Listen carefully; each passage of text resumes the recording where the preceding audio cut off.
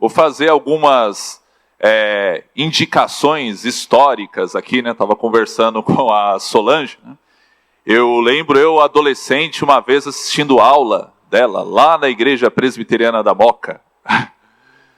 E depois acompanhei, né, alguns programas, alguns eventos e descobri a excelência acadêmica, né, da nossa irmã aí, ativista, né? Ativista sociomissionária, podemos dizer. As minhas raízes remotas, elas são presbiterianas também. Eu passei as 2 primeiras décadas numa igreja presbiteriana do Brasil. Mas também convivi em alguns espaços presbiterianos independentes.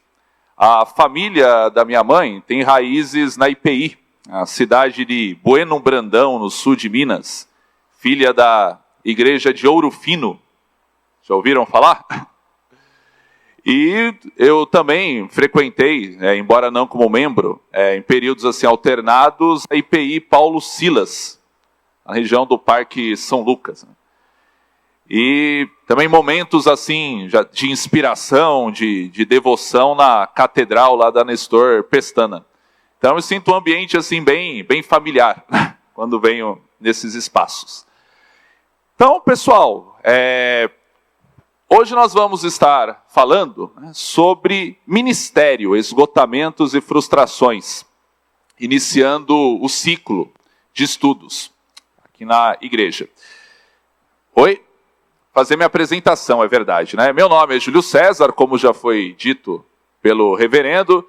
Minha formação é em psicologia, com especialização em psicologia organizacional e do trabalho, e o meu mestrado em ciências da religião. Na minha especialização em psicologia organizacional, nós trabalhamos, né, tangencialmente, né, sobre os agentes estressores no ambiente de trabalho, na sociedade. Embora o tema central foi uma relação da microeconomia com a ciência do comportamento.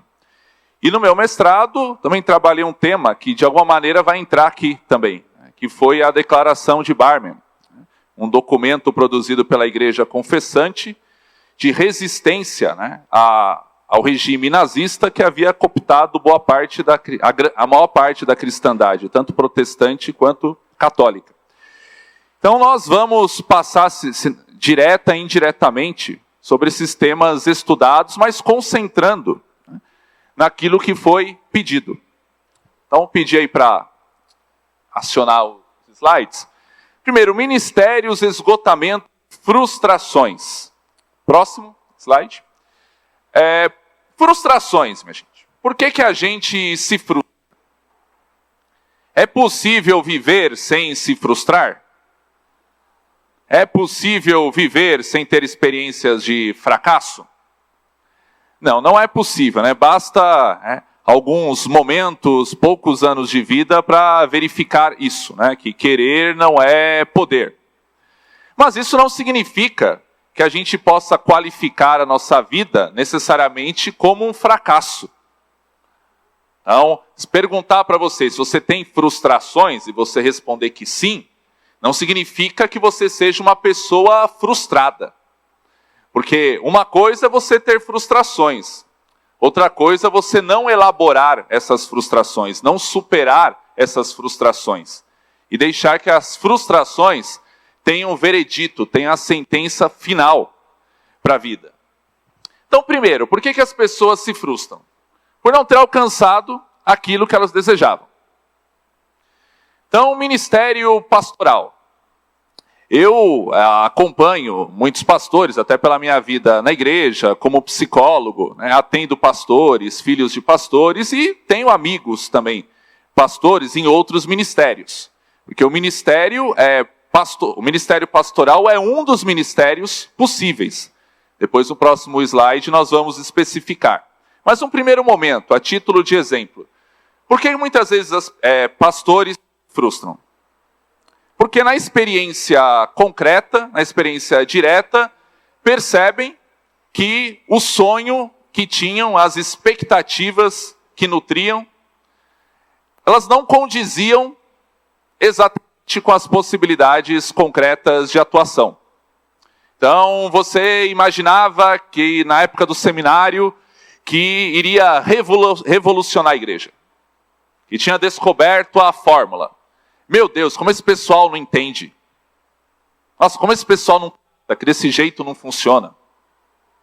Por que esse pessoal não prega aquelas mensagens que vão transformar a vida das pessoas? E de repente você chega na igreja e percebe que aquilo que você quer pregar não é muito bem aquilo que o pessoal quer ouvir, aquilo que você acha bacana não é aquilo que as pessoas acham que é bacana. E daí você percebe que da mesma maneira que quando você estava sentado aí no banco, sentado na plateia, você tinha um olhar crítico, as pessoas também têm um olhar crítico para você que está no púlpito, ou está desempenhando um outro ministério dentro da igreja. E aí é problema. Então não ter alcançado o que desejava.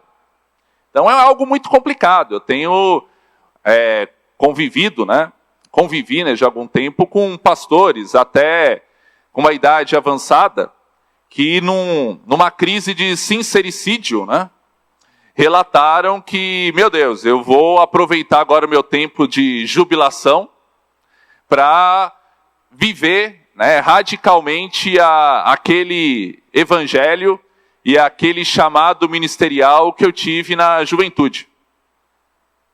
Quando eu tomei consciência do meu mandato. Eu me lembro de 2 pastores, no final de carreira. Um deles disse, olha, primeiro que eu descobri que Deus gosta das coisas simples. E eu me frustrei, me dei mal e acabei prejudicando muita gente, embora não tenha sido a minha intenção, por pensar grande demais e não dar conta. Então eu aprendi que os meus sonhos não necessariamente são sonhos de Deus, ainda que os meus sonhos sejam nutridos pelas melhores das intenções. Então a minha intenção ela pode ser a melhor, mas pode ser que não esteja na agenda de Deus. E passei boa parte do tempo reparando, tentando consertar alguns estragos. Daí depois tentei, usando a expressão um pouco vulgar dele, crescer na denominação, puxando o saco de figuras eminentes, e daí, como acontece com todo aquele que puxa saco, o tapete dele é puxado por aquele a quem ele bajulava, e tentava. E falou, olha, agora, na época de jubilação, eu vou viver o evangelho conforme eu acreditava, sem concessão, na simplicidade, e esse homem morreu feliz.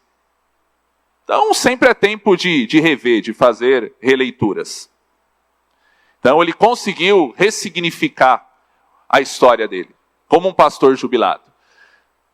Segundo motivo, você se frustra por ter alcançado aquilo que você desejava. Você sonhou, seu sonho foi realizado, e depois você percebeu que era só isso. Eu achava que o dia que a minha igreja tivesse a sua plateia, tivesse uma plateia ocupando todos os espaços, tivesse vários ministérios atuantes, de louvor, coral, de ação social, de evangelismo, eu me realizaria. Eu me satisfaria. De repente você vê que quanto mais a igreja cresce, mais responsabilidade, mais pressão você tem para manter, ou melhor, para expandir esse crescimento. E de repente percebe que os aplausos, o reconhecimento público, o número de fãs e de seguidores não é suficiente para te satisfazer. Então, pastores, às vezes de igrejas pequenas, se frustram, mas pastores de igrejas enormes também se frustram e vivem crises. Vão para psicólogos, vão para psiquiatras. Terceiro motivo, por não desejar mais o que desejava. Então, a gente se frustra por não conseguir as coisas, se frustra por conseguir e depois, mas é só isso. E se frustra por não desejar mais. Aquela crise do meio do ministério. Você começa o ministério empolgado, você começa o ministério, percebendo né, de modo bem tangível, visível, a bênção de Deus, vendo pessoas sendo abençoadas, pessoas sendo resgatadas, mas em determinado momento da caminhada, parece que algumas coisas começam a ter o seu sentido esvaziado. Parece que você não tem mais aquela disposição, aquele vigor, e aí surge uma série de dilemas. Que eu ainda acredito nas coisas que eu acreditava? Será que eu ainda professo a fé que eu professava? Ou, não exatamente a pessoa perde a fé, mas ela começa a duvidar daquela teologia que ela prega. E aí, como que ela faz? E eu dei aula, cerca de 6 anos, no Instituto de Teologia de uma igreja neopentecostal. E a gente vivia o drama, né, de alguns pastores e pastoras, de como se manter numa estrutura. Na medida em que eles já não acreditavam mais naquilo que eles pregavam, naquela interpretação, mas ao mesmo tempo, como não havia espaço para uma pregação alternativa, porque a agenda era dada de cima e todos tinham que pregar, como romper com isso e conseguir se sustentar? Com esposa, filhos.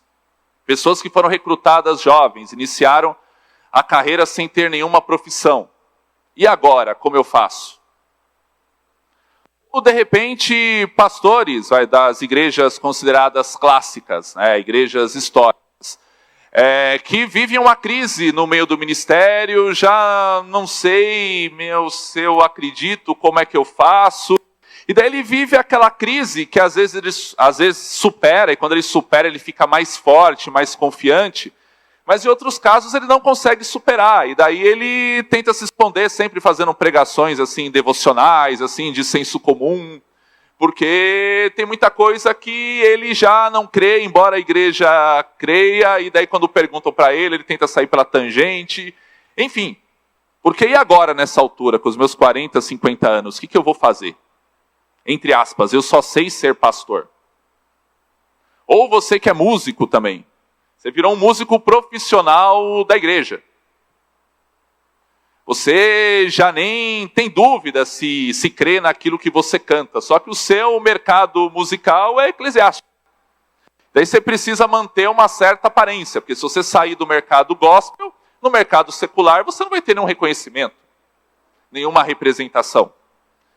E aí daí qual é a racionalização? Não, eu sou profissional, estou sendo pago para fazer o serviço.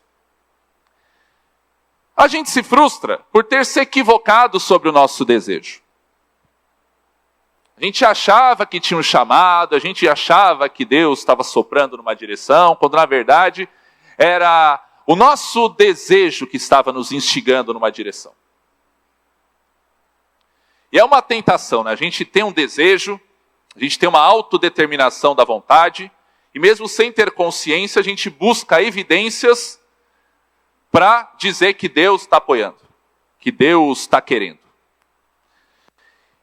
E muitas vezes é um ministério, algum ministério específico. Eu tenho o dom de ser pastor, mas quem reconhece esse dom? Eu tenho o dom de ensinar, mas quem reconhece esse dom? Como você sabe que tem esse dom? Como você sabe que você foi chamado? Me lembra aquele jovem, né, que chegou para Jesus todo empolgado, todo cheio de disposição. Mestre, eu vou te seguir para onde quer que você for. Jesus já joga um banho de água fria nele, né? Olha, as raposas têm os seus covis, e as aves do céu têm o seu ninho, mas o filho do homem não tem onde reclinar a cabeça. É isso mesmo que você quer? Eu conheço um pastor que ele contava, né, com algumas pitadas assim de sadismo, que ele tem como uma marca do seu ministério, dissuadir várias pessoas de irem para o campo missionário. Porque bastava-se uma conversa de gabinete, né, para ele mostrar, né, a vida dura, crua, a realidade cruel, né, para a pessoa desanimar. Ou a pessoa insistia, Daí passavam uns 3 anos no seminário, que nem algumas lá, vou ter que lavar minha roupa, comer arroz, feijão e ovo, às vezes nem ovo, viver assim de dízimo, de oferta, da caridade, e daí percebe o engano, né? Ou será que é o engano, ou percebe que não tem a disposição para seguir o chamado? Porque às vezes foi um engano, nossa, eu fui naquela empolgação, né? O pastor, né, vem na conferência missionária, apresenta os slides, os filmes, os frutos, né? E daí você pensa que isso vai acontecer automaticamente. E daí, quando você vai conversar mais detalhadamente, você vai perceber que as coisas, elas têm um tempo longo de maturação. E pode ser que o seu chamado específico, meu querido e minha querida, seja para pregar para um povo que não quer ouvir. O seu chamado específico pode ser para ser o bobo da corte do povo. Lembram dos profetas do Antigo Testamento? Eles, quando eram comissionados por Deus, eles não saltavam, pulavam, ficavam eufóricos. Pelo contrário, eles tentavam convencer a Deus do engano, eles ficavam assustados. Porque ser o escolhido de Deus era interpretado meio que como uma maldição. Então, o eleito, o escolhido, eu digo isso muito, né? Em alguns contextos, ser o eleito de Deus significa ter uma vida privilegiada, significa ter uma vida próspera, significa ter um tratamento especial, significa ter alguma imunidade. E o eleito, o escolhido de Deus, na tradição hebraica, é aquele que mais se ferra. É aquele que mais sofre, é o que tem menos livre-arbítrio do que a média da humanidade. E é por isso que ele resiste. É por isso que ele tenta de todas as maneiras mostrar, olha, Yahvé, o Senhor é o Deus do universo, mas nesse aspecto, com todo respeito, eu acho que o Senhor está enganado. Porque eu não sei falar, eu não passo de uma criança. E Deus, às vezes, tem uns chamados assim, difícil de entender, né? Quem aqui é solteiro? Tem algum homem solteiro? Tem lá no fundo? Quem aqui tem um filho jovem e solteiro? Imagine que Deus chame o seu filho. Olha o chamado, olha. Qual o nome do seu filho? Isso. Luca. O Luca tem esse ministério. Ele foi chamado por Deus para casar com uma prostituta, ter filhos com elas, e depois ele vai ser traído por essa prostituta. Ela vai voltar para o cafetão dela. Mas ele é tão apaixonado que ele vai lá pagar, comprá-la de novo, e depois Deus manda ele casar com uma outra prostituta. Esse foi o chamado de Oséias. Oséias foi chamado para, através da vida dele, simbolizar o drama divino. Simbolizar o sofrimento divino, ser rejeitado por um povo que tirou da escravidão, que deu do bom e do melhor. Esse povo traiu contra os deuses. Mas Deus é tão insistente, ele é um amante, tamanho, de tão modo apaixonado, que ele ainda foi lá, recapturou, foi no deserto para seduzir novamente esse povo. É curioso que hoje se fala muito em ato profético, né? Esse tipo de ato ninguém quer representar. Né? Então esse é o profeta. Vê-se o caso de Jeremias. Ele amaldiçoa o dia do nascimento. Porque ele só se ferra. O que é o ministério profético de Jeremias, de Isaías, de Amós? É ir andar na contramão. O profeta é aquele que no período de prosperidade, ou de aparente prosperidade, de segurança ou de aparente segurança, denuncia a injustiça, denuncia o engano. E ele é visto como aquele que está torcendo contra. Você está amaldiçoando o rei, você está amaldiçoando o sacerdote. O profeta é aquele que se volta contra o poder político e o poder religioso. E ele é xingado, ele é hostilizado. No caso de Jeremias, ele é colocado no tronco, açoitado, jogado no poço.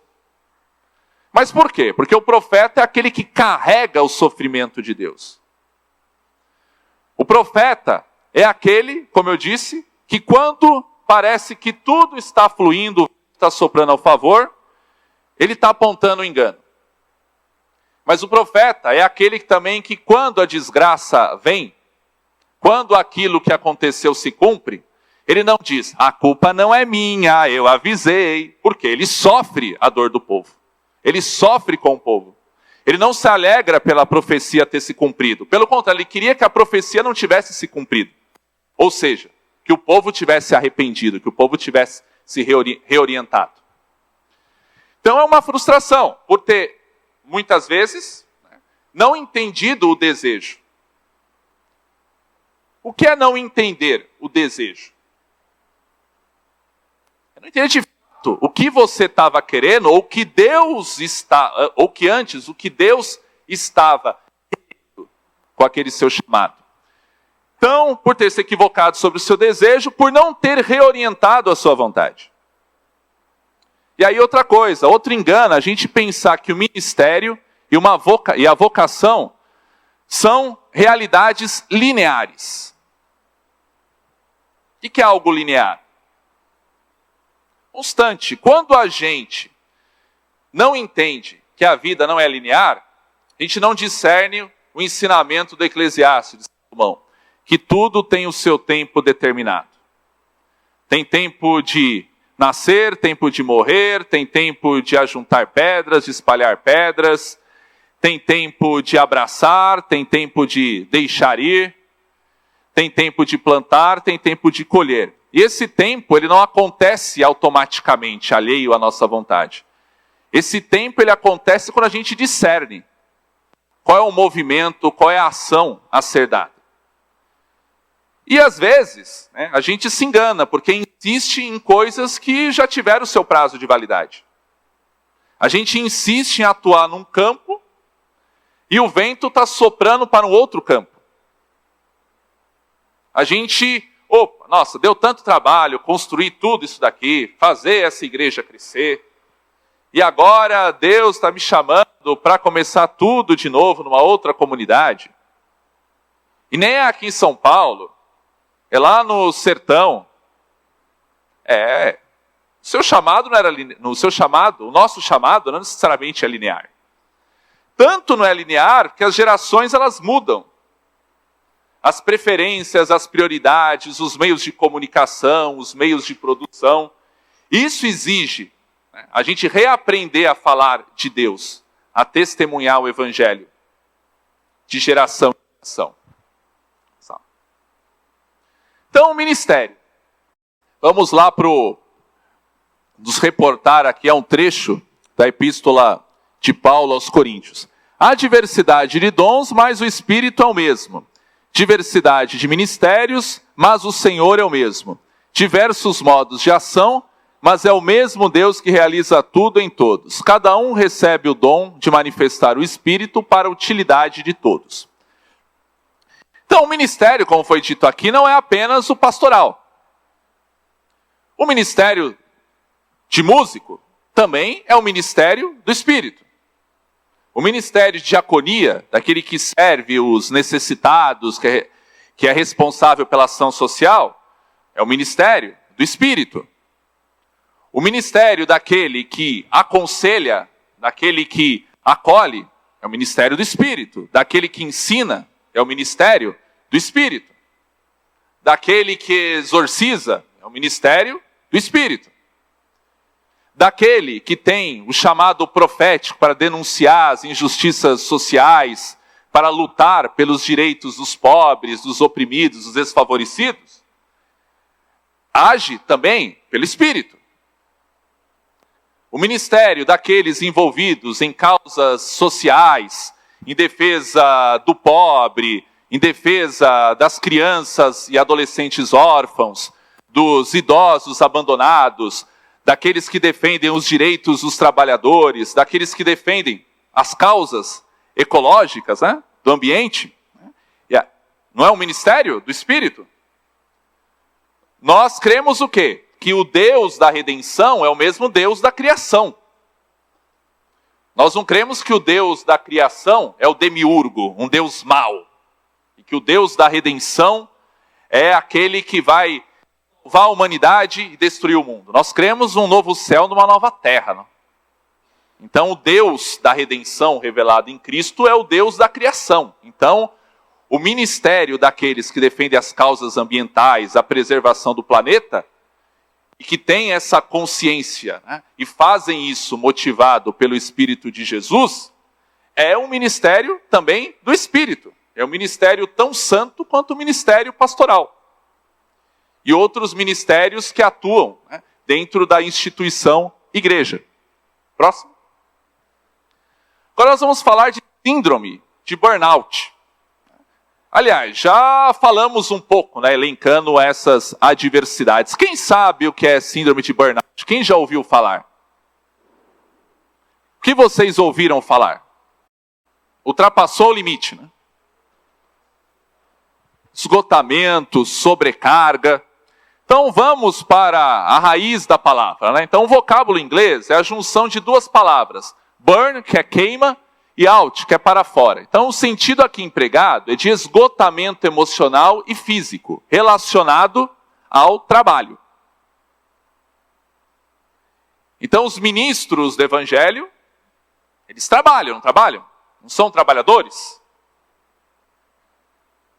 Digno é o trabalhador do seu sustento, né? E Paulo diz isso, né, relacionado, né, ao comprometimento da comunidade, do povo de Deus, com aqueles que a servem diretamente ou a servem indiretamente. Então é um trabalho. E trabalho significa o quê? Uma ação de produção. E para produzir é preciso do quê? Dá para produzir de qualquer jeito? Dá para tocar de qualquer jeito? Você precisa de uma disciplina, né? Você tocando aqui parece que é fácil, né? A não ser que são contemplados, né, com uma inteligência extraordinária. Para você aprender com destreza algo, você precisa de disciplina. Só parece fácil porque você ralou, né, bastante para aprender.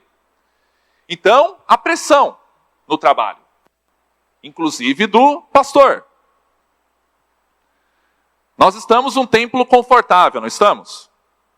Nós estamos assim, num prédio bem funcional, não estamos? Olha quanto trabalho para construir aqui. Quem aqui está na igreja, nessa igreja, desde que foi fundada? Tem alguém aqui? Ou foi construído esse prédio, esse templo? Não tem? Quem é o mais antigo aqui, será?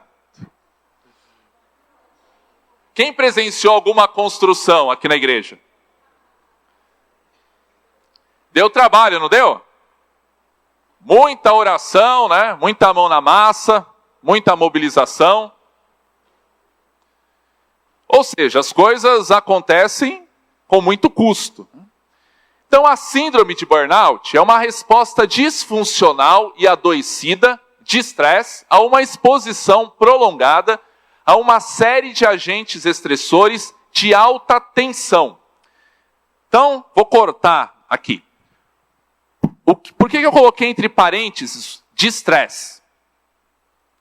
Porque o problema não necessariamente, não obrigatoriamente, não exatamente, é o estresse. Todos nós estamos expostos a agentes estressores. E alguns agentes estressores são até necessários. Sem um mínimo de estresse, você não teria levantado hoje para vir aqui na igreja. Você não conseguiria, né, ir trabalhar. Você não conseguiria organizar a sua casa, né, dar a provisão do necessário para sobreviver. Então esse agente estressor que provoca aquela ansiedade vital, em algum nível ele é necessário. Agora, o que é o estresse? É a resposta disfuncional ao agente estressor, a resposta adoecida. Se com a pressão serve, né, para você criar, para você ficar mais atento, para você ficar alerta, para você ficar mais dedicado, para você entrar no clima, né? Como eu já ouvi assim de alguns atores, né, que por mais tempo que tem de carreira, antes da apresentação ainda dá aquele frio na barriga. Se não der o dia que não der mais aquele frio na barriga, opa, vou encerrar, vou parar por aqui. Então tem que ter aquele nível de estresse. Não é, pastor? Né? Por mais que eu esteja já manjado, né, rodado, chegar ainda dá um gelo. Né? Que bom, né? O dia que chegar aqui, né, o pastor virar aqui, né, o texto. Irmãos, tal. Significa o quê? Que isso já não pressiona, porque significa muito pouco para ele. Opa, com cuidado aqui. Eu me movimento demais, às vezes provoca alguns acidentes. Então, quando há uma resposta funcional, positiva, ocorre o quê? Um eustresse. Agora, quando a resposta é disfuncional, há um excesso de sobrecarga, ou há uma interpretação equivocada dos estímulos estressores, ocorre um distress. E aí a gente vê. Quando você comenta, nossa, o fulano compara a foto de uma pessoa quando assumiu a presidência, a prefeitura, o governo, e quando ela terminou. Como ela envelheceu, como ela adoeceu. Por quê? É muita pressão. Então, ter um ministério, em algum nível você vai conviver com estresse. Que as pessoas vão te cobrar. Vão te cobrar. Então, alguns exemplos de estresse. Metas elevadas. Cobrança por metas. Na igreja não tem essa cobrança? Cobrança. A gente acha bonita aquela igreja como a do Ipiranga, né? Qual é a fama da igreja IPI do Ipiranga? Missionária. Então é uma igreja que sustenta, que investe na vida de muitos missionários. Então, se tem outras igrejas que têm esse comprometimento. A gente acha bonito, né? A igreja IPI do Ipiranga também tem um centro de convivência, né? Uma creche. Tem um instituto. A gente acha bonito. Nossa, aquela igreja investe em vários missionários, em várias agências missionárias, em várias organizações sociais que promovem a justiça e a solidariedade, né? Os nossos olhos brilham, né? Daí se você é de uma igreja que não faz nada disso, né? Você fica só no lamento. Mas a gente esquece que para ela poder investir, precisa entrar dinheiro. A máquina precisa girar. Não é, pastor? Tem gente que acha lindo, maravilhoso, mas acha que vem de graça, né? Que a bênção de Deus é assim, né? A igreja acessa a conta e aparece do nada, né? Um depósito, né? De 30, 50, 100 mil reais, né? Então, se isso acontecer, enfim. Imagino que normalmente isso não acontece. Mas dá trabalho. E às vezes, né, não é porque as pessoas não estão contribuindo. É porque as pessoas não podem contribuir. E você que está lá no campo missionário, você precisa daquele dinheiro para sobreviver. E aí aquela pressão. Ou, de repente, você tem um outro agente estressor na igreja. Também de natureza econômica.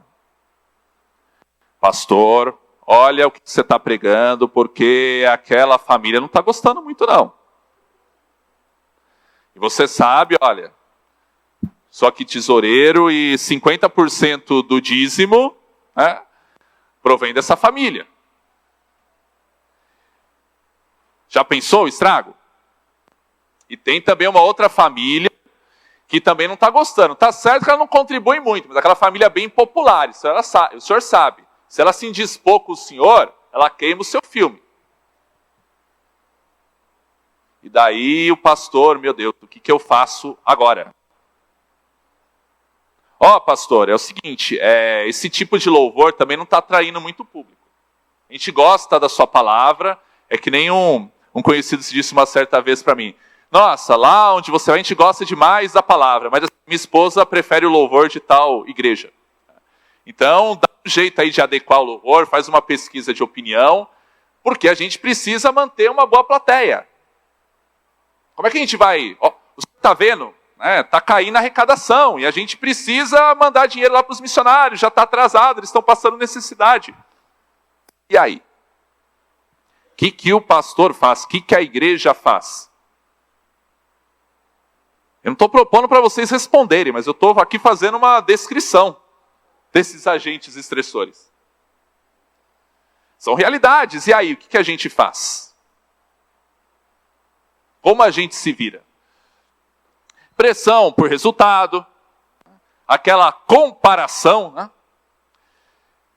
Quando o pastor chega, é bom quando o pastor chega numa igreja, que a igreja já tenha se desgastado, né? Com o pastor anterior, a igreja já estava um pouco desgastada, porque daí a expectativa é um pouco baixa, né? Agora, quando é aquele pastor querido, amado, popular, né? E aquela comparação, né? Tem um pastor de uma mega igreja aqui em São Paulo, né? Que hoje é uma celebridade, mas ele conta, né, na primeira década de ministério o que ele apanhou, né? Porque era jovem, daí ia pregar, né? E percebia o pessoal disperso, né? Aqueles olhares, né, de reprovação. E a diretoria da igreja, então, pastor, quando o pastor de tal pregava, o pessoal se emocionava, ficava atento, o pessoal fica disperso, né? O senhor faz apelo, ninguém vai na frente. Enfim, e ele com aquela crise, né? Ele com 20 e poucos anos envelhecendo. Daí um dia, né, ele fez aquela pregação, olha, hoje eu acho que a igreja, né, recebeu essa palavra. Essa palavra cativou. Daí ele viu, né, era na época, né, que era possível ficar lá na frente e cumprimentar os irmãos. E chegou o Barbana soluçando, chorando. Né? Daí ele estendeu o braço para acolhê-la. Ele fala, irmã, pastor, eu estou com muita saudade do pastor tal, que era um antecessor. E ele falou que aquilo foi uma facada. Então, ele viveu quase uma década sendo comparado com o pastor anterior, né? Então, daí hoje quem olha o ministério dele, né, e vê ele quanto ele é amado por tantos, embora também seja odiado por uma parte, né, não sabe o que ele passou, né? A comparação. Condições insalubres de trabalho. Alguém aqui sabe o que é pastorear na periferia? Está na mira do tiro? Tem que suspender o culto porque está tendo tiroteio? Oi? O seriado, qual é o nome do seriado mesmo? Sintonia, né? Sintonia é Quem já assistiu esse seriado? Está no Netflix. Que ilustra bem assim, o convívio, né? A coexistência do ambiente religioso com o ambiente do tráfico, da violência. E que o pastor, muitas vezes, é o cara que vai garantir a sobrevivência de alguém que cometeu uma séria infração. Aquele pastor simples, né, que nós aqui de outra tradição, né, às vezes olha de modo assim depreciativo, muitas vezes é ele que é o único que tem autoridade para chegar do traficante e falar, você não vai tocar nele. Ele é meu protegido, eu que vou garantir. Esse ministério é para poucos. E é para poucos não porque necessariamente porque haja poucas pessoas com essa disposição. É porque, de fato, não é todos que têm o dom para isso. Normalmente a gente pensa no ministério pastoral, numa igreja grande, povoada, bem povoada, bastante frequentada, a gente pensa o quê? No culto, num culto cheio, no ministério de ação social, mas a gente não pensa numa igreja que vai para a rua, vai para a periferia, vai lutar pelos direitos das pessoas oprimidas, das pessoas massacradas, vai lutar em favor das pessoas marginalizadas. Eu vou citar um exemplo para vocês. Durante um tempo assim, eu mobilizei umas campanhas, né, pontuais de assistência a crianças, idosos, e a gente não tinha dificuldade nenhuma em sensibilizar. Eu lançava no mailing, havia muita resposta, às vezes a igrejas conhecidas, e o pessoal doava, o pessoal ajudava. Daí, certa vez, a gente foi fazer uma mobilização para uma comunidade terapêutica. E daí já houve uma certa resistência. Né? Daí você ouvia coisas do tipo, criança, idoso, eu ajudo, mas assim, drogado, o cara entrou nessa porque quis. E também eu atuei, de certa maneira ainda atuo, com uma organização, a Associação São Águia, que atende adolescentes privados de liberdade. E aí vocês já imaginam que a dificuldade não é nem só um pouquinho maior, né? Eu me lembro que certa vez eu fui numa igreja, a serviço da Visão Mundial, e é para tentar conseguir padrinhos, né, para as crianças. E daí um senhor levantou, olha, eu só vou ajudar, mas eu quero saber, primeiro, se ela é a favor da redução da maioridade penal. Porque se ela for contra, eu não ajudo. Bom, aí, enfim, né, as pessoas ajudam segundo o seu discernimento. Mas não digo apenas isso dentro ou fora da igreja. Muitas vezes o discurso é esse, eu não vou ajudar vagabundo. O cara ferrou. Eu vou ajudar quem ele ferrou, quem ele oprimiu, quem ele matou. E de repente Deus sopra, né, para você ir assistir e ser ministro do evangelho com esse povo. Como a missionária, líder dessa associação. Ela tinha uma vida tranquila lá na Inglaterra, atriz, padrão de classe média, estado de bem-estar social, né? Que não é que nem o estado de bem social francês, né, e o escandinavo, mas que é um estado padrão classe média. E daí o Espírito sopra nela, cai na mão dela uma revista sobre a população de rua aqui de São Paulo, e aí o Espírito Santo, né, o Espírito de Jesus incomoda o coração, e não tem jeito, ela vem para cá tratar com aquela população que é considerado o lixo da sociedade. Deus chama. Não é a gente que escolhe onde vai ir. Quando a gente escolhe onde vai ir, a gente se engana.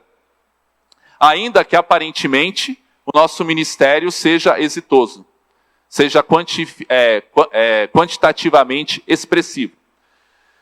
Remuneração baixa. Não é? O pastor, ele tem que viver pela fé, não é? Missionário, então, né? Tem que viver pela fé. Que história é essa, né? Pastor pedindo aumento do salário. Pega mal, né? Quando é necessário, tem que criar todo aquele contexto, irmãos, é com muito constrangimento, eu estou muito chateado de ter que falar isso. Criar, né? Porque, enfim, gente, os preços aumentam, né?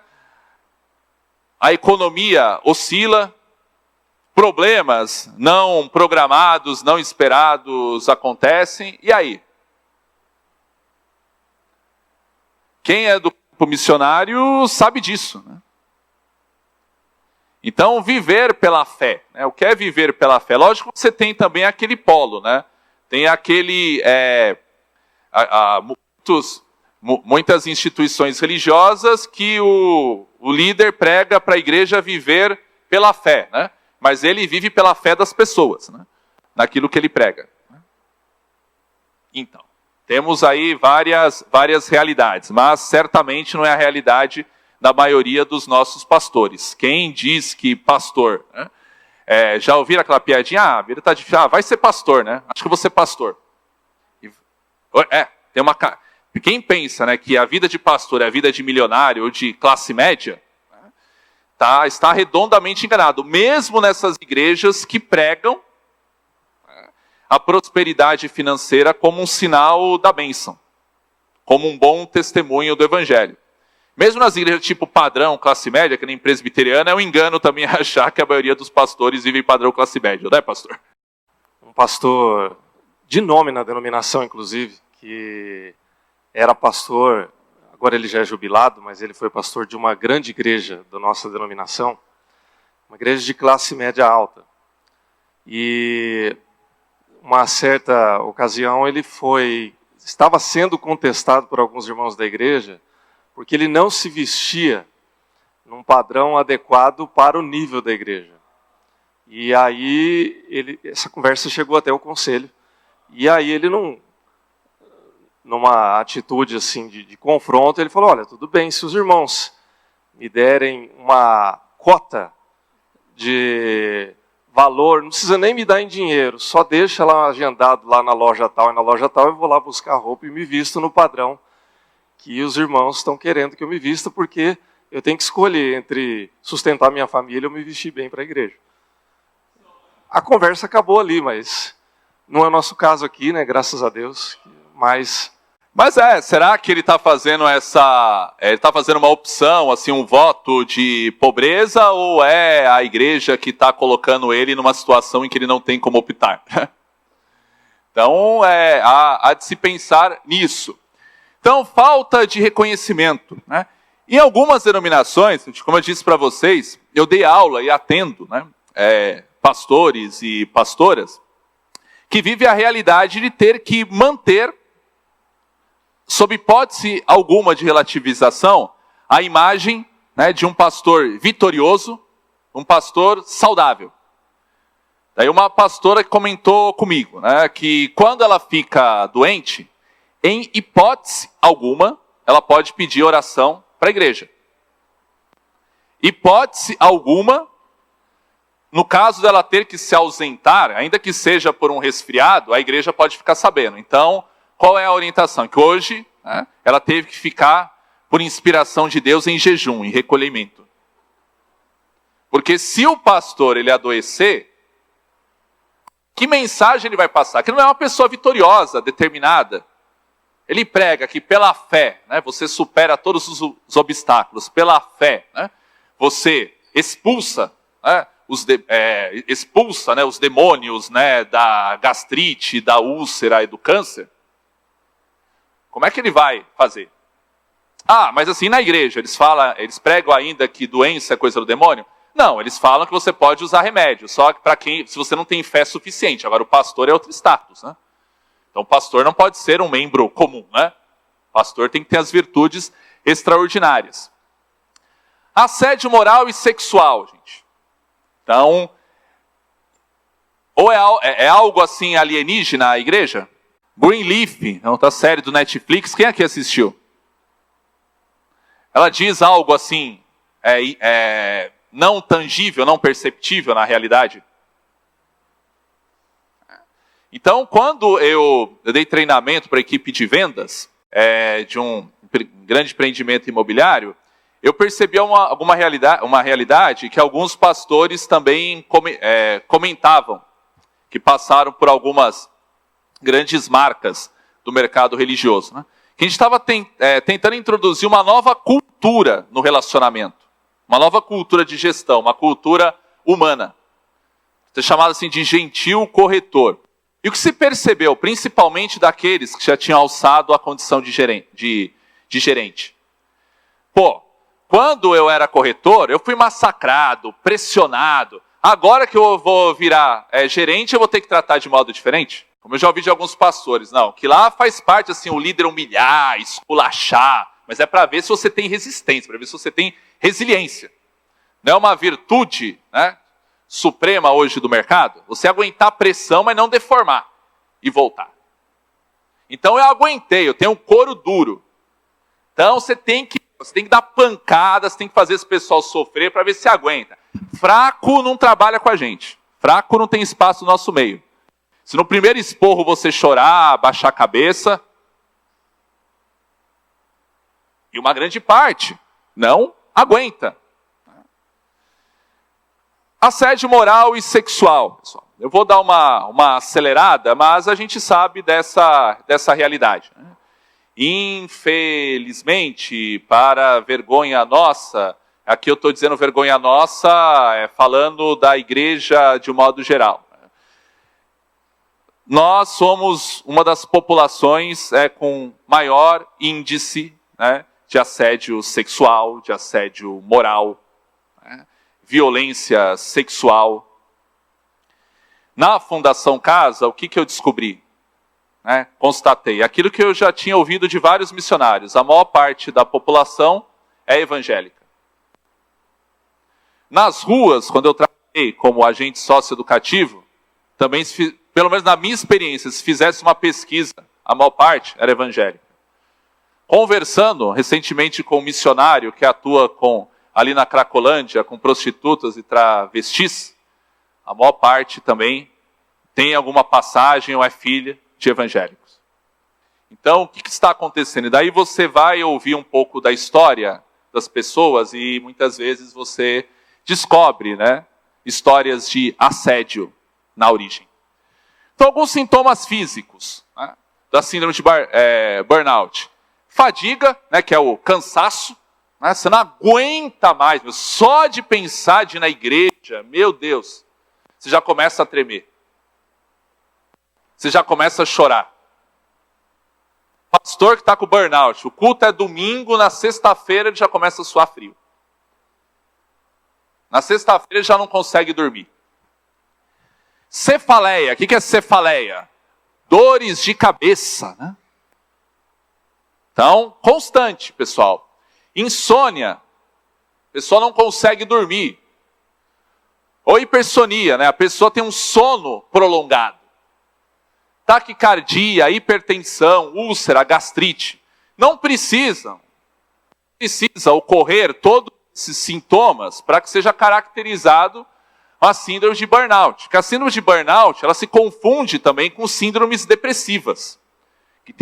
Ela compartilha sintomas comuns. Então, muito cuidado, não apenas com a síndrome de burnout, como outras síndromes, de você se identificar com 3 sintomas e se autodiagnosticar.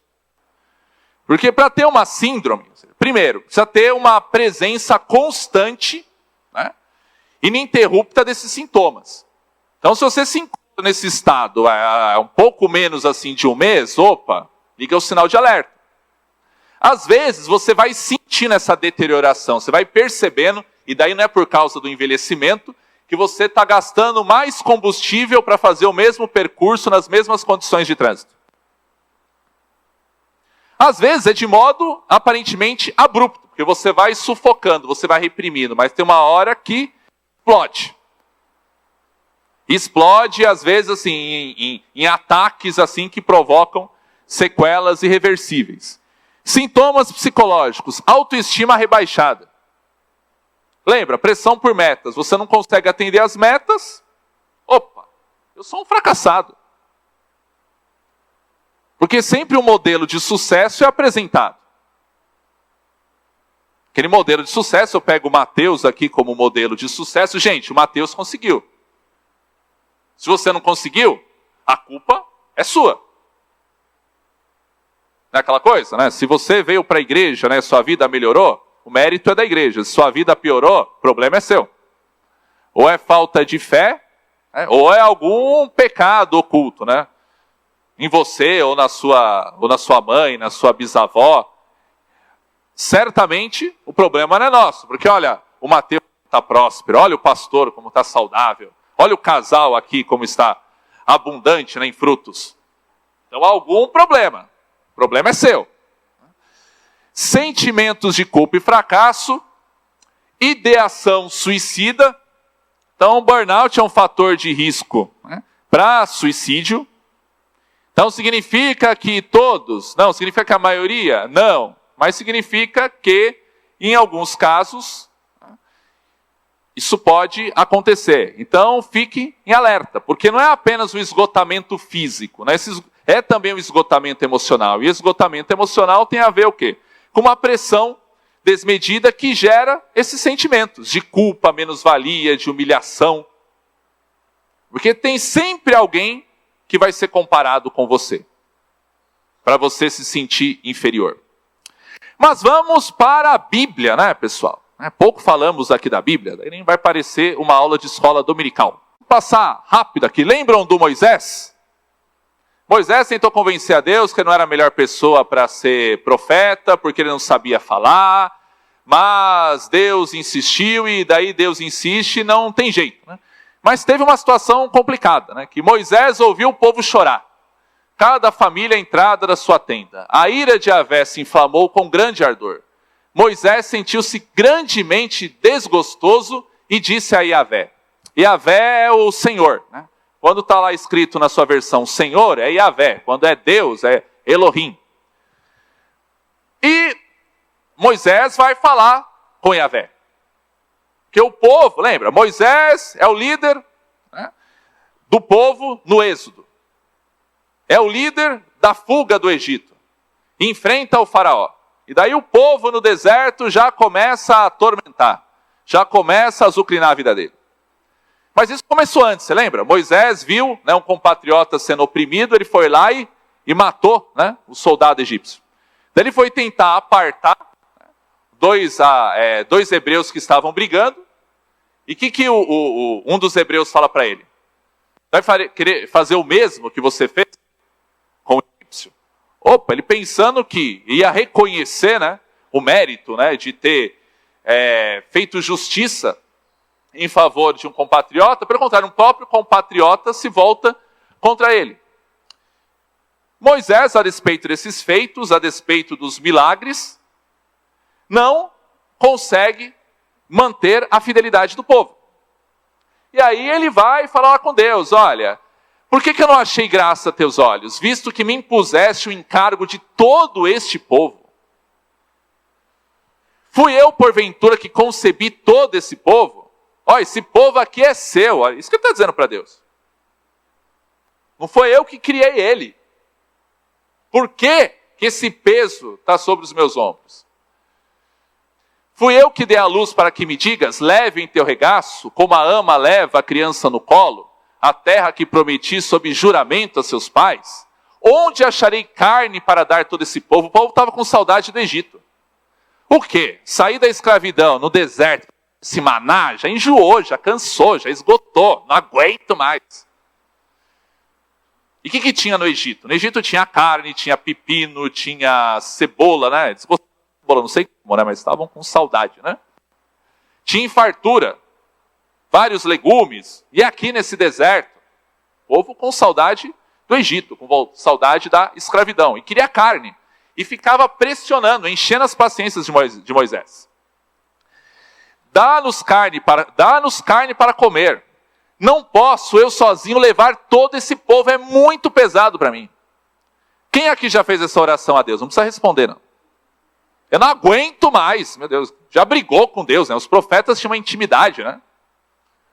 Parece que eles colocam... Você percebe em algumas passagens, dá a impressão que eles colocam o dedo na cara de Deus. Se queres tratar-me assim, dá-me antes a morte. Eu quero é morrer. Ele está falando com Deus, gente. Com Deus. Ah, se eu tivesse encontrado graça a teus olhos, para não ver a minha desventura. O que ele está dizendo? Eu não encontrei graça. Parece que o Senhor me escolheu assim para experimentar a desgraça. Próximo. Aqui no caso deu certo, né? Porque Deus depois mandou ele escolher, né, 70, né, anciãos, né, para ajudar na liderança. Sobre os 70 anciãos foram repousados o Espírito. Então, entre aspas, né, parece que Deus se sensibilizou, né? Parece que Deus foi convencido por Moisés. Aspas, né, pessoal? Quando se aproximou do acampamento e viu o bezerro e as danças, Moisés tinha acabado de falar com Yahvé, face a face. E com Moisés ele tinha um tratamento diferenciado. Não era através de sonhos, nem de enigmas, nem de visões. Ele via Deus face a face. E ele ficou irado. Ele lançou das mãos as tábuas e as quebrou no sopé da montanha. Isso porque Moisés, segundo a Bíblia, era o homem mais manso, né? Quebrasse os ídolos, mas ele pegou as tábuas e tacou no chão. Perdeu a paciência. Pegou os bezerros que haviam feito, queimou, triturou até reduzi-lo a pó miúdo, que espalhou na água e fez os israelitas beberem. Olha como o homem é vingativo. Voltou, pois, Moisés e Yahvé, diz: este povo cometeu um grave pecado ao fabricar um Deus de ouro. Agora, pois, se perdoasses o seu pecado, se não, risca-me, peço-te do livro que escreveste. Olha o profeta, ele fica furioso com o pecado do povo, mas ao mesmo tempo, ele não quer ver o povo ser fulminado, destruído. E ele, de modo passional, chega até Deus e intercede por esse povo. E se o Senhor não perdoar, que risca o meu nome. Por um povo rebelde, por um povo que tinha construído um bezerro de ouro. É muita paixão. Próximo. Vemos o caso de Jeremias. Olha o que Jeremias fala. Jeremias chega às raias da blasfêmia. Agora tu sabes, Yahvé, lembra-te de mim, visita e vinga-me de meus perseguidores. Lembra da história de Jeremias, né? Jeremias não tinha sossego. Era pressão do poder político, pressão do poder religioso, pressão do povo. Era uma união, né, conspiratória contra ele. Na lentidão da tua ira não me destruas. Reconhece que suporto humilhação por tua causa. Olha, Deus, o que eu estou passando, a culpa é sua. É isso que ele está dizendo. Porque foi o Senhor que me chamou. A minha vida, eu poderia ter uma vida tranquila, como qualquer outra pessoa. E eu avisei que eu era uma criança. Não era para isso. Quando reconhece que suporta humilhação por tua causa, quando se apresentavam palavras tuas, as devorava. Olha como eu era fiel. Tuas palavras eram para mim contentamento e alegria de coração. Eu ficava entusiasmado.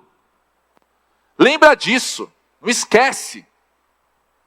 Parece que você está falando com aquela pessoa, né, que você se julga, né, traída por ela, ou que ela não está reconhecendo. Né? Olha, lembra o que eu fiz por você. Lembra como era a nossa relação. Pois teu nome era invocado sobre mim, Yahvé, Deus dos exércitos. Nunca me aceitei em grupo de gente alegre para me divertir. Né? Parece como se ele estivesse dizendo, antes eu tivesse feito isso, aí até entenderia o meu sofrimento, a minha desgraça. Como já ouvi de algumas pessoas discurso assim, eu fui um bom filho, né? Eu não fiz nada de errado, né? Tive uma vida na igreja, daí só me dei mal. Daí essa outra pessoa que aproveitou a vida pra caramba, no final da vida se arrependeu, ela vai herdar o mesmo céu que eu. Ah, isso não é justo. Não é justo. Não é? Você foi todo certinho, né? Todo obediente, se privou. E daí no final aquela pessoa que pintou e bordou, aproveitou. Daí no final se arrependeu. Lembra do filho mais velho, da parábola do filho pródigo? E aí é uma pergunta para uma outra ocasião. Será que nós somos atraídos pela pessoa de Jesus ou nós somos atraídos e submetidos ao poder dele? Porque quando a gente reconhece apenas pelo poder, é como, né, que a gente obedecer àquela pessoa que no fundo, né, a gente não ama nem gosta, mas ela tem poder sobre a nossa vida, então a gente submete. E daí a gente fica fazendo essas contas, aí a gente se ressente. Como Jeremias.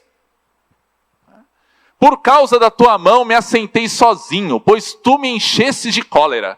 Porque a minha dor é contínua, a minha ferida é incurável, e se recusa a ser tratada. E olha o que ele fala. Tu és para mim como lago enganador, águas nas quais não se pode confiar. Arrepia, né, fazer uma oração. O que ele está dizendo aqui? Ele está chamando Yahvé de embusteiro. De enganador. Quem já tinha lido essa passagem? Tem cada coisa na Bíblia que como diz assim, tem coisas na Bíblia que não são recomendáveis para crianças. Já pensou? Próximo. Mas tem coisa pior ainda. Tu me seduziste, Yahvé, e eu me deixei seduzir. Tu me tornaste forte demais, tu me dominaste. Você me seduziu, você me iludiu, Deus.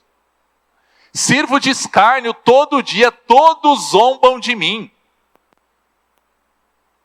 O senhor pediu para eu ficar me testemunhando no seu trabalho, e o pessoal só zomba, faz bullying, não conversa mais comigo.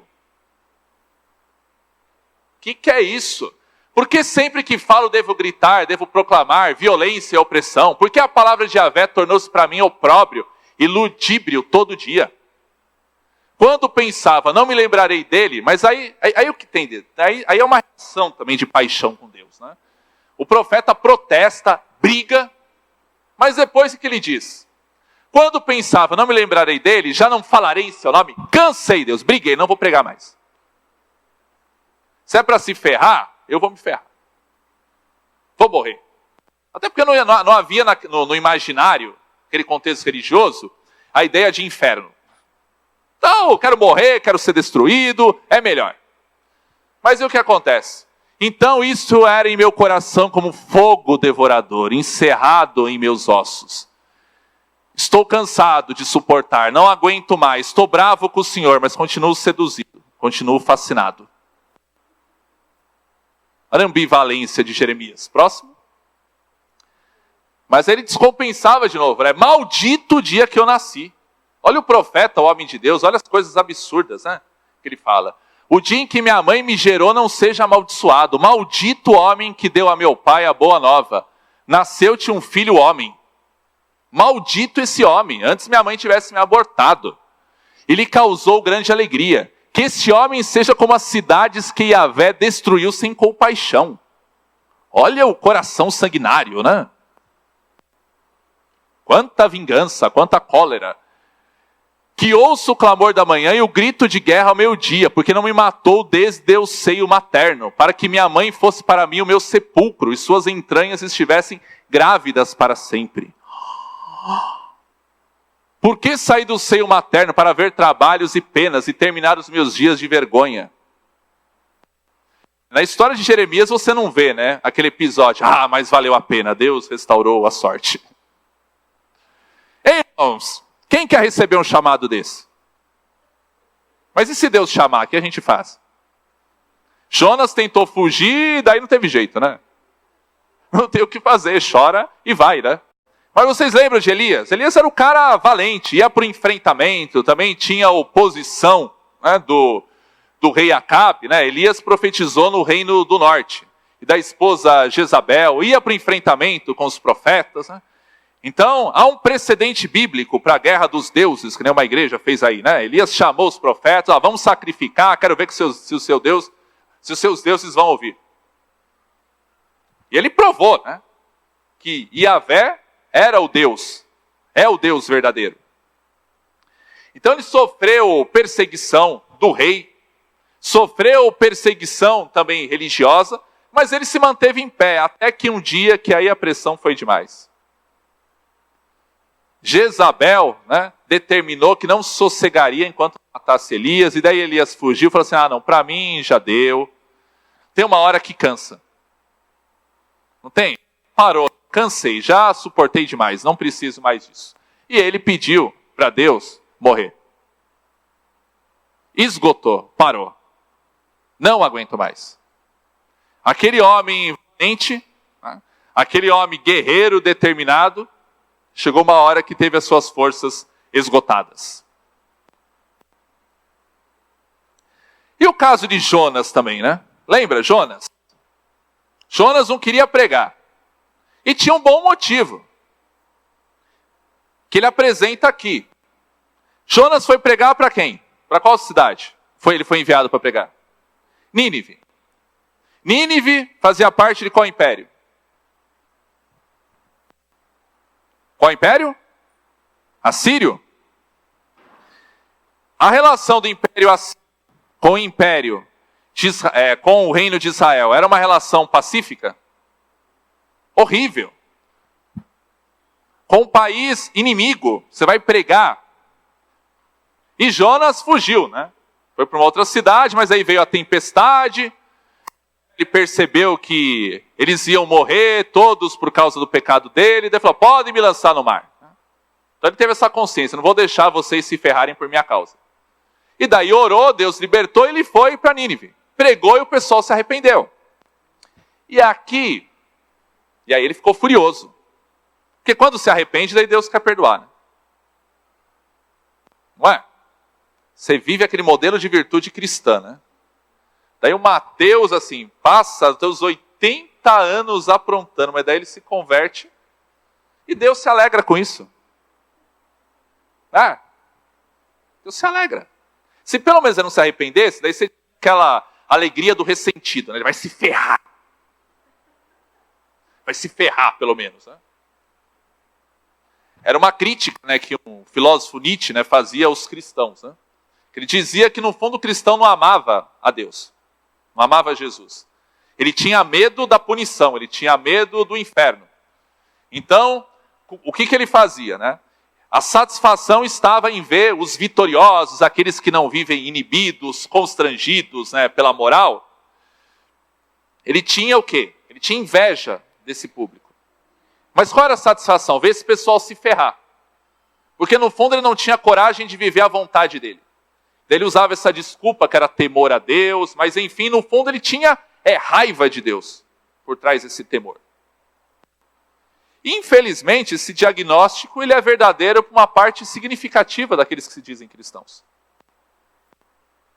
Se Deus resolver perdoar todo mundo, e aí? Não vai ter valido a pena servi-lo? Ó, quanto tempo a gente perdeu, né? Domingo, né? Cedo, vim para a igreja. E ele apresenta, ele alega isso, né? Ele também desiste, acabou, cansei, né? Olha o motivo que ele fala para Deus. Orou então Yahvé, dizendo: Yahvé, não era justamente isso que eu dizia quando estava ainda em minha terra? Por isso eu fugi apressadamente para Tarsis, pois eu sabia que o Senhor é um Deus de ternura, é um Deus piedoso, tem um coração mole. Basta esses safados, esses canalhas se arrependerem para o Senhor já querer perdoar. Eu sabia que ia acontecer isso. E eu querendo que esse pessoal se explodisse. Foi o que aconteceu. Agora o Senhor entende por que eu fugi para Tarsis, por que eu não queria ir. E ainda o Senhor resolve perdoar o país opressor, num país inimigo. Vê se pode. Lento para a ira.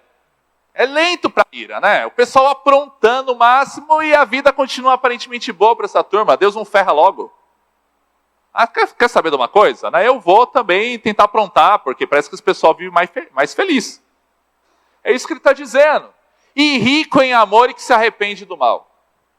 Problema seu, Yahvé, que o Senhor ama demais. O Senhor perdoa muito, e eu não concordo com essas coisas.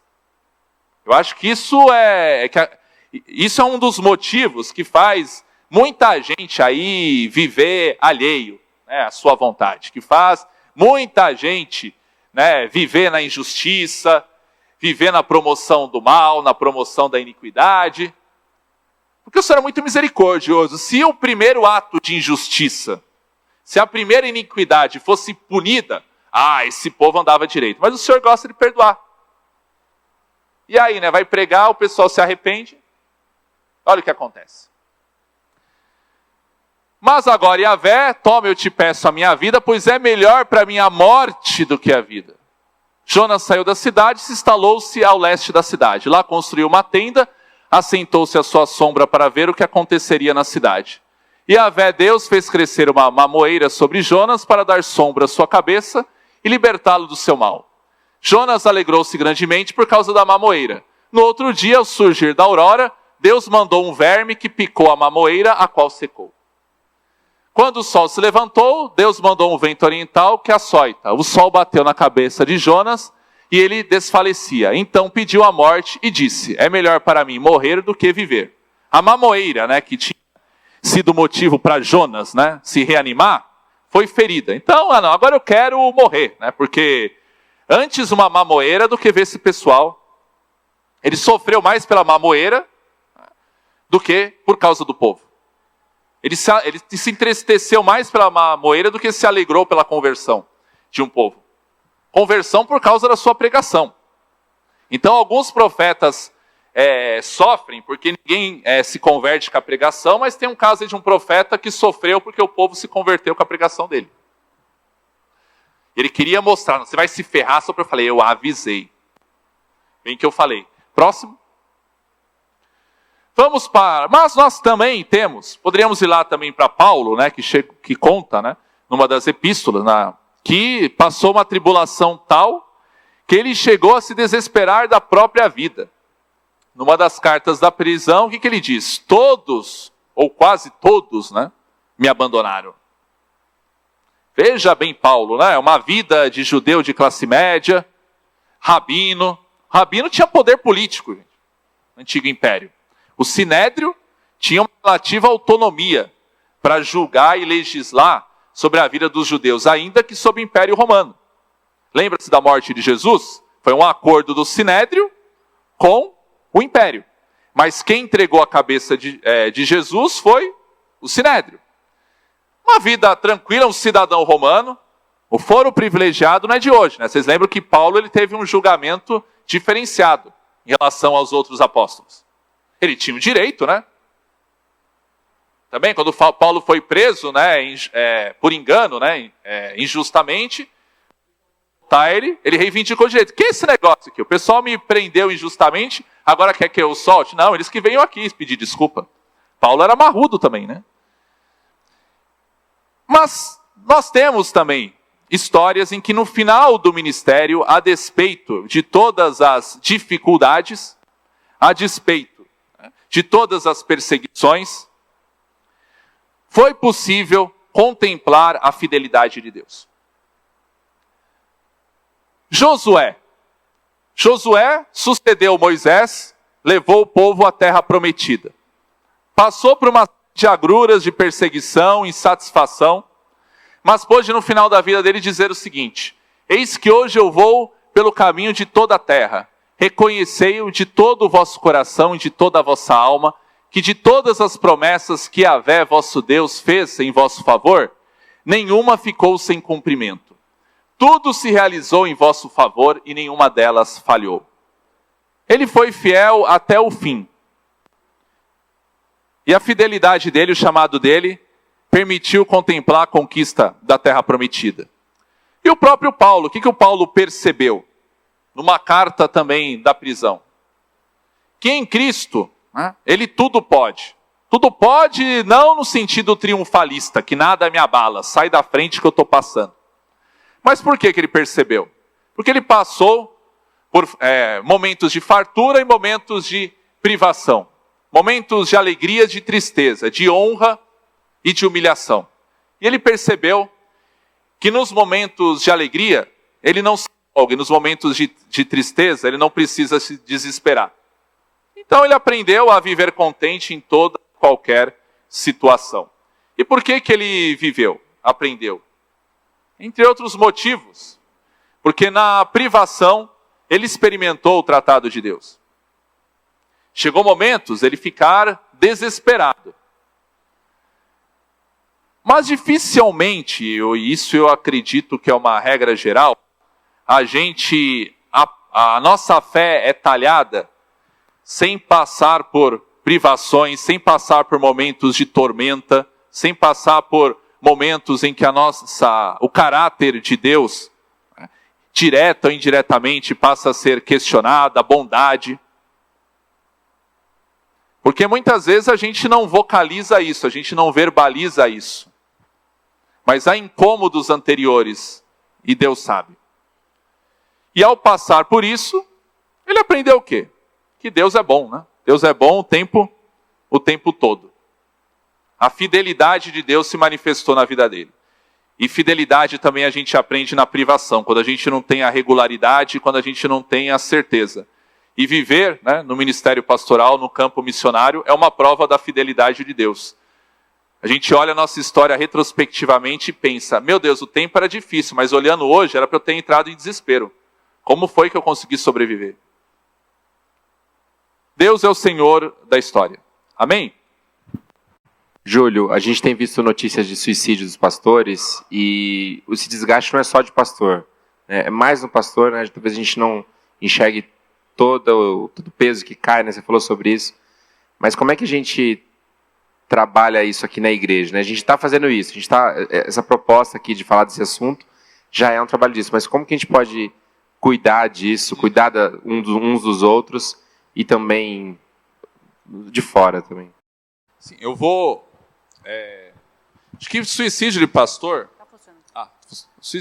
isso tem acontecido em denominações diferentes, com leituras, compreensões teológicas distintas. Eu estou sinalizando isso porque muitas vezes, né, sempre tem repercussão nas redes sociais e aquela interpretação fácil. O cara se matou porque a igreja há muita cobrança, há pressão, né? Em muitas há uma opressão, o pastor tem que representar, não tem espaço para ter as suas feridas, né, acolhidas. Cuidado, porque as pessoas... você pode estar num ambiente saudável, numa igreja acolhedora, e mesmo assim você deprimir. Porque a depressão, ela tem também um fator orgânico, tem um fator químico. E outros motivos que não relacionados à pressão, né, ministerial podem provocar. Primeiro espaço, acho que a gente começar a desmistificar. O risco suicídio aumenta quando a gente não conversa sobre. Ao contrário do que se diz, né? Se falar muito de suicídio vai incentivar.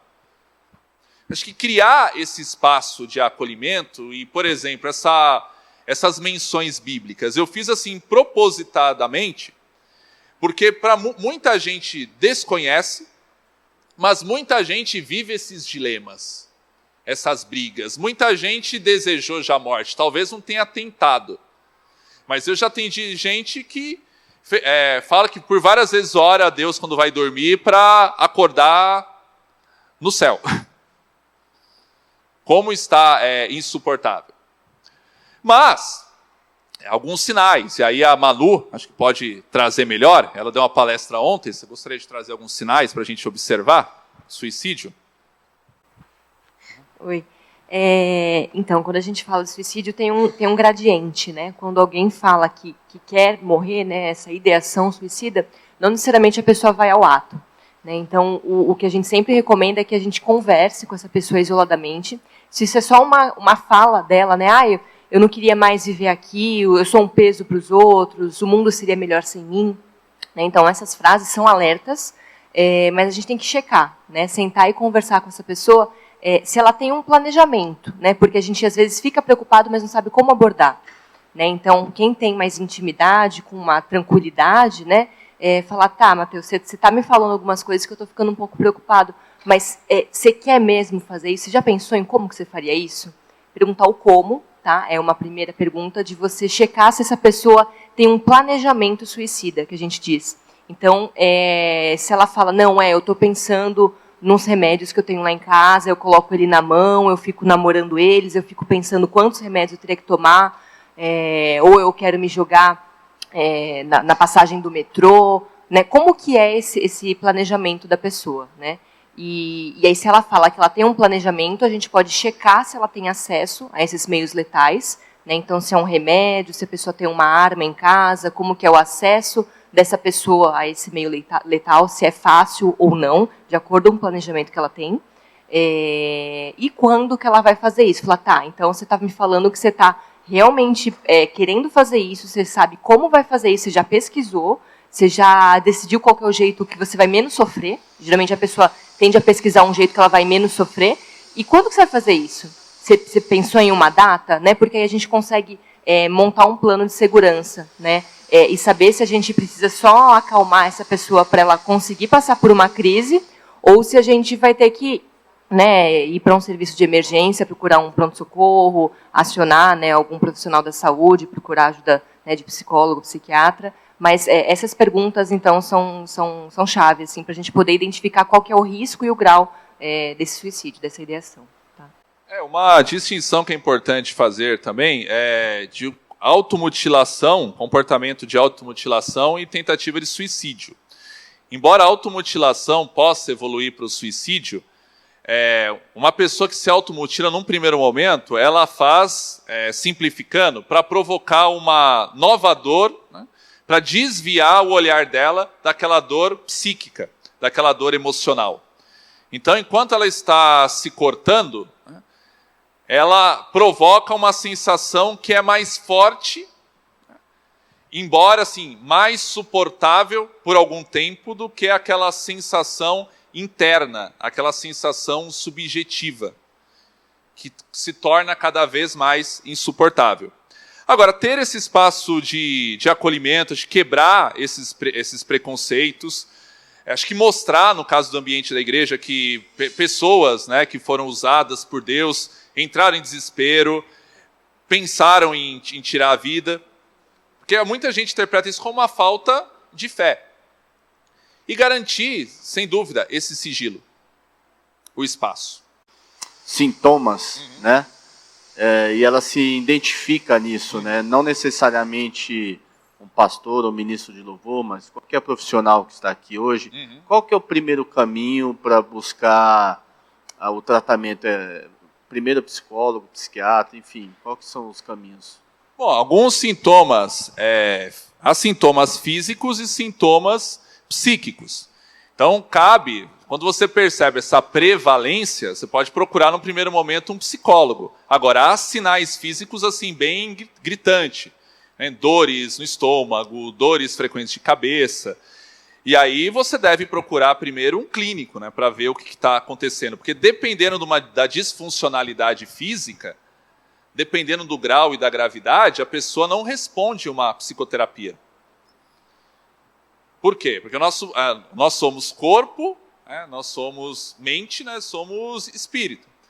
Então, a nossa própria vida mental depende do equilíbrio químico, do equilíbrio hormonal, do equilíbrio dos neurotransmissores. Eles que regulam o nosso humor, produzem as nossas emoções. Então, se tiver desajustado de determinada maneira, inevitavelmente você precisa passar por um psiquiatra.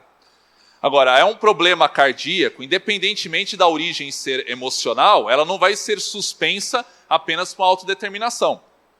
Então, duas coisas assim que eu sempre sinalizo. A gente não pode cair naquela visão orgânica, organicista, de achar que tudo você vai resolver com remédio.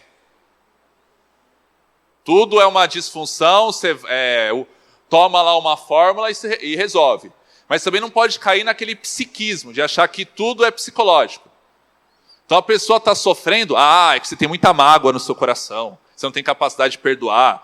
É que você não explode a sua raiva. Você está com câncer, você coloca a pessoa como culpada por ela estar com câncer. Então, as duas coisas, elas atuam. O psicológico, ele é importante, pessoas que têm uma psicologia, uma mente saudável, elas têm uma maior probabilidade de reagir. Eu percebi isso atendendo na oncologia do Pérola Byton. Agora, a mente, ela não é onipotente. Mas uma mente saudável te capacita e te prepara, inclusive, para você morrer melhor. Morrer sem amargura. E a fé, morrer com esperança. Então, acho que há espaço para todas as especialidades, mas perceber o que é dominante em você. O que está pegando mais. Porque o bom médico, ele também vai te encaminhar para o psicólogo. Ele vai perceber que tem uma outra matriz, tem uma outra causa por trás disso. O professor acabou comentando a respeito do Nietzsche, que as pessoas acreditavam em Deus por medo de um castigo. Isso. Davi, em certo momento, também apresentou algumas situações ali. No caso, ele comenta em algum salmo que eu não me lembro agora, que ele diz que era melhor cair na mão dos homens do que cair na mão de Deus, porque ele conhecia como Deus poderia fazer, né? A respeito do que ele estava enfrentando.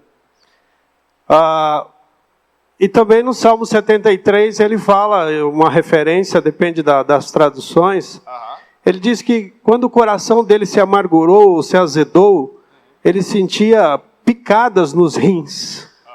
Né? E isso demonstra as situações em que o emocional reflete nos órgãos, no corpo.